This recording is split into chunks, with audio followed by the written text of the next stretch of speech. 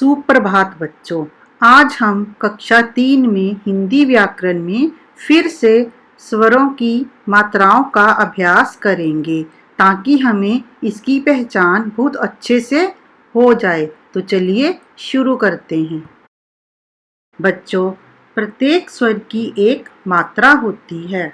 स्वरों के चिन्ह ही मात्राएं कहलाते हैं। स्वर अपने मूल रूप में भी प्रयोग किए जाते हैं, जैसे अब, आम, इमली, ईख, उल्लू, ऊन आदि। अतः हम कह सकते हैं कि व्यंजन के साथ लगने वाले स्वर के विशेष चिन्ह ही मात्रा कहलाते हैं। अगर आपको इन चिन्हों की अच्छे से पहचान हो जाएगी तो आप जब भी कोई शब्द या वाक्य पढ़ेंगे तो आप उसका उच्चारण सही से कर सकेंगे। फिर लिखते समय भी आप गलती नहीं करेंगे। बच्चों, आज हम अ, आ, ई पहली 4 मात्राओं की पहचान करके उसका अभ्यास करेंगे। बच्चों, आप जानते ही हैं, स्वरों की मात्राओं में सबसे पहले अ स्वर आता है। इसकी कोई मात्रा नहीं होती। इसे जब हम किसी भी व्यंजन के साथ जोड़कर पढ़ेंगे तो उसके पीछे का उच्चारण अ निकलेगा। मेरे साथ आप भी इन व्यंजनों को जोड़कर इसका उच्चारण करें। क, अ, क, ख, अ, ख, ग, अ, ग। मैं अ स्वर की मात्रा के कुछ शब्द पढ़कर सुनाती हूँ। क, ल, कल, कर, कर, ख, त, खत, ख, ग, खग, गरम, गरम। आपको अ स्वर की मात्रा की अच्छे से समझ आ गई होगी। अब हम आ स्वर की मात्रा पढ़ते हैं। आ स्वर की मात्रा का चिन्ह होता है आ का डंडा। ये आ की मात्रा का चिन्ह है।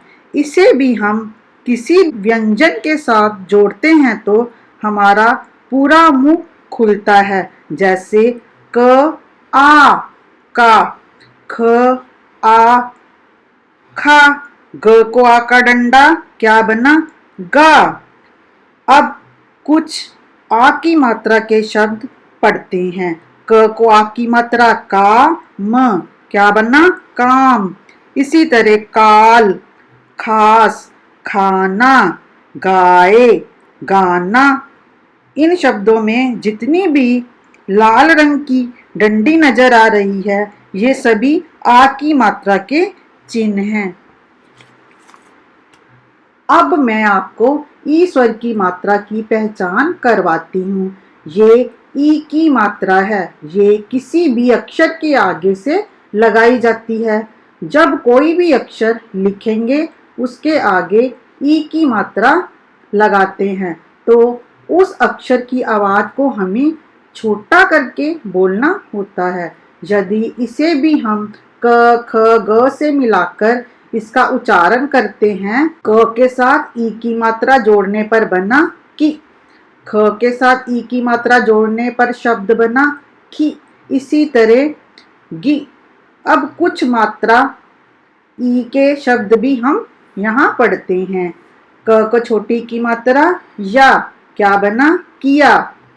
क को छोटी की मात्रा ला, किला। इसी तरह खिचड़ी, खिलना, गिरना, गिरावट। इन सभी शब्दों में ई स्वर का उच्चारण है। अब हम ई स्वर की मात्रा के बारे में पढ़ेंगे, जिसे हम बड़ी ई के नाम से भी जानते हैं। ये किसी भी शब्द के पीछे लगाई जाती है। बड़ी ई की मात्रा का जब हम उच्चारण करते हैं तो ये हमारी आवाज को भी बड़ा करती है, लंबा करती है। इसे कैसे बोलना है? व्यंजनों के साथ मिलाकर इसका उच्चारण हम करते हैं। क के साथ बड़ी ई की मात्रा जोड़ने पर हमारा स्वर होगा की। इसी तरह ख को बड़ी की मात्रा खी, ग को बड़ी की मात्रा गी। अब बड़ी ई की मात्रा के शब्दों का उच्चारण भी करते हैं। क को बड़ी की मात्रा ल, कील। क को बड़ी की मात्रा मत, कीमत। ख को बड़ी की मात्रा रा, खीरा। ख को बड़ी की मात्रा र, खीर। गीत, गीता। इन सभी शब्दों में बड़ी ई की मात्रा लगी हुई है। मैं आपको आज यहीं तक पढ़ाऊंगी। अब आपने आ, ई स्वरों की मात्राओं का अच्छे से अभ्यास करके इसका उच्चारण करना है। वह अपनी कॉपी में बार बार इसे लिखकर इसका अभ्यास करना है। धन्यवाद।